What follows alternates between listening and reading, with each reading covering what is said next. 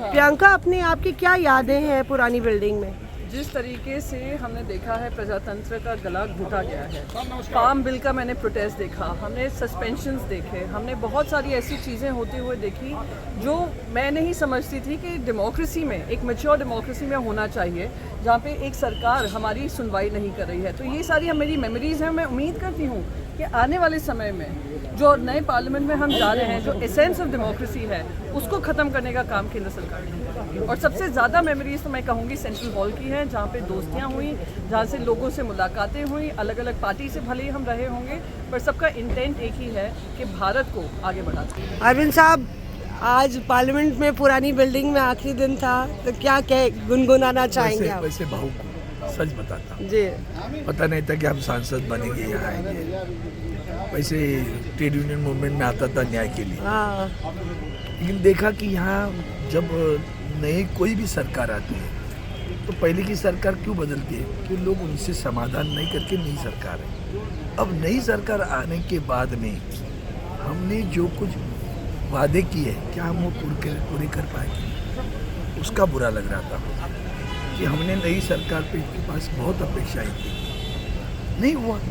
मैंने छोटी छोटी बातें, क्योंकि समय की पाबंदी थी, छोटी छोटी बातें बताई और कैसे दिलदार थे।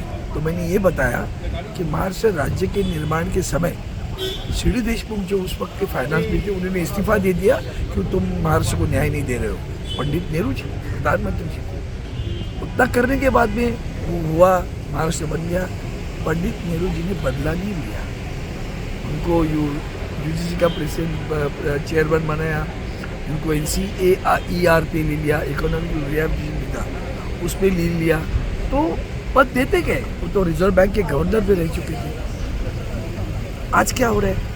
आज की स्थिति में अगर कोई इस तरह का इस्तीफा फेंक दे तो उसके पीछे AD/CBI लगेगी नहीं लगेगी, बस यही तो फर्क है। ये छोड़ो और नई बातें करो। गुनगुना तो दीजिए। छोड़ो कल की बातें, कल की बात पुरानी, नए द्वार पर लिख देते हैं मिलकर नई कहानी। हम हिंदुस्तानी, हम हिंदुस्तानी, हम हिंदुस्तानी। देखिए, वाह, अरविंद सावंत साहब ने खुद गुनगुना के आपको सुनाया और शायद आज काफ़ी सांसद जो हैं भावुक हो रहे हैं पुरानी बिल्डिंग को छोड़ के जब वो लोग निकल रहे हैं। अरविंद सावंत साहब जब बात कर रहे थे तो काफ़ी इमोशनल हो गए और कह रहे हैं छोड़ो कल की बातें। तो जाहिर तौर पे शुक्रिया हमसे बात करने के लिए। पुरानी बिल्डिंग से नई बिल्डिंग सबको खुशी होती है। हमने कहा लेकिन पुरानी जो आदतें हैं वो यहाँ पार्लियामेंट में छोड़ के चले जाओ।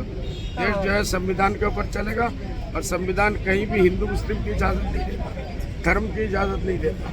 इसलिए जो धर्म को और हिंदू राष्ट्र बनाना चाहते हो वो यही कपड़ा उतार के चले जाओ, वहाँ अच्छे माहौल में जाओ। अच्छा, खाली बिल्डिंग बदलने से नहीं होगा, दिल और दिमाग भी बदलना पड़ेगा, ये मैंने कहा। जी जी। तो यहाँ पे देखिए तमाम सांसद निकल रहे हैं और जाहिर तौर पे लगभग 73 साल इस पुरानी बिल्डिंग से पार्लियामेंट चली और उसके बाद अब जब जिस तरह से प्रधानमंत्री ने कहा कि वर्तमान से भविष्य की ओर जा रहे हैं, तो जो तमाम सांसद हैं, कई सरकार को विपक्ष के सांसद नसीहत दे रहे हैं, कई पक्ष के सांसद बात कर रहे हैं कि कैसे ऐतिहासिक क्षण उन्होंने यहाँ पे बिताए और कई लोग काफ़ी भावुक भी हो रहे हैं, इमोशनल हो रहे हैं और सियासी रूप से सरकार को याद दिला रहे हैं कि यहाँ पे जो परंपराएं चली उसी तरह से जो है पुरानी रीति रिवाज और परंपराओं के साथ हमें भविष्य को साथ लेना चाहिए। मौसमी सिंह, दिल्ली आज तक।